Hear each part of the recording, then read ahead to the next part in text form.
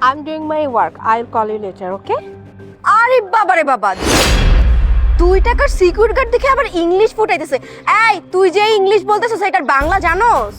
সিফা আপনি থামুন। আচ্ছা আপনি যেটা বললেন আপনি কি এটার অর্থ জানেন? জি জানি। এটার মানে হচ্ছে আমি এখন কাজ করতেছি, আমি পরে কথা বলবো। বাহ, আপনাকে দেখে তো মনে হয় আপনি শিক্ষিত, তাই না? জি আমি শিক্ষিত, আমি গ্রাজুয়েশন কমপ্লিট করেছি, ইভেন আমি একজন সফটওয়্যার ইঞ্জিনিয়ার।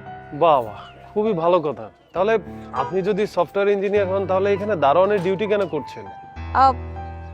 আপনাদের এখানে যে কাজ করে রহিম চাচা, ওই রহিম চাচার মেয়েই আমি। আসলে বাবা অসুস্থ, বাবার পরিবর্তেই আমি এখানে আসছি। ও আচ্ছা। আমি একটা কোম্পানিতে জব করতাম সফটওয়্যার ইঞ্জিনিয়ার হিসেবে, কিন্তু ওই কোম্পানিতে হঠাৎ করে একটা ধস নেমে আসে। আর এই ধস নেমে আসার পরে ওই কোম্পানিটা একদমই বসে পড়ে। আর ওই কোম্পানিটা যখন বসে পড়ে তখন ওখান থেকে অনেক এমপ্লয়ি ছাঁটাই করে।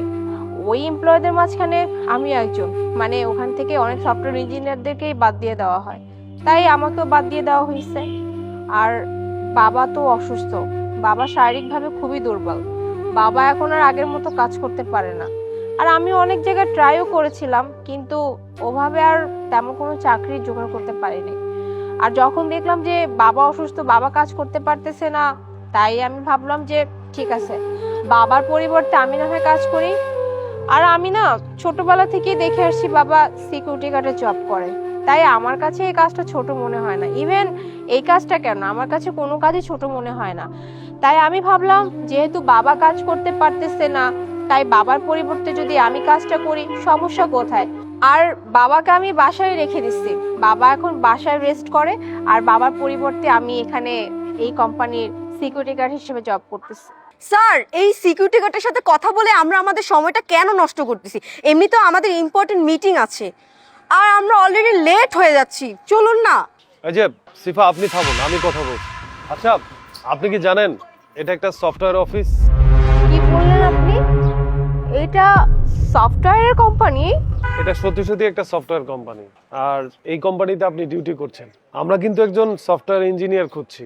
আপনি যেহেতু শিক্ষিত মানুষ, আপনি চাইলে এখানে সিভি ড্রপ করতে পারেন। মানে সত্যি বলতেছেন? মানে এখানে একটা সফটওয়্যার ইঞ্জিনিয়ার ভ্যাকেন্সি খালি আছে, আর আমি চাইলে আমি যদি ওখানে সাবমিট করি আমার সিভি, আমার জবটা হয়ে যাবে? হ্যাঁ আমি সত্যি বলছি, আপনি সিভি ড্রপ করুন। এখানের কিছু ক্যাটাগরি আছে, সেগুলো যদি আপনার সাথে ম্যাচ করে, আপনার অ্যাবিলিটি থাকে, তাহলে অবশ্যই আপনার চাকরি হবে। Thank you very much. আসলে আমি না ভাবতেই পারিনি যে আমি এই কোম্পানিতে অ্যাজ এ সফটওয়্যার ইঞ্জিনিয়ার হিসেবে কাজ করতে পারবো। আমি তো ভেবেছি হয়তো বা বাকিটা জীবন আমাকে এইভাবে সিকিউরিটি গার্ড হিসেবে কাটিয়ে দিতে হবে। যাই হোক, আপনাকে অনেক অনেক ধন্যবাদ আমাকে হেল্পটা করার জন্য। আচ্ছা ঠিক আছে, আপনি তাহলে সিভিটা ড্রপ করুন, আমি আসি, দেখা হবে আপনার সাথে।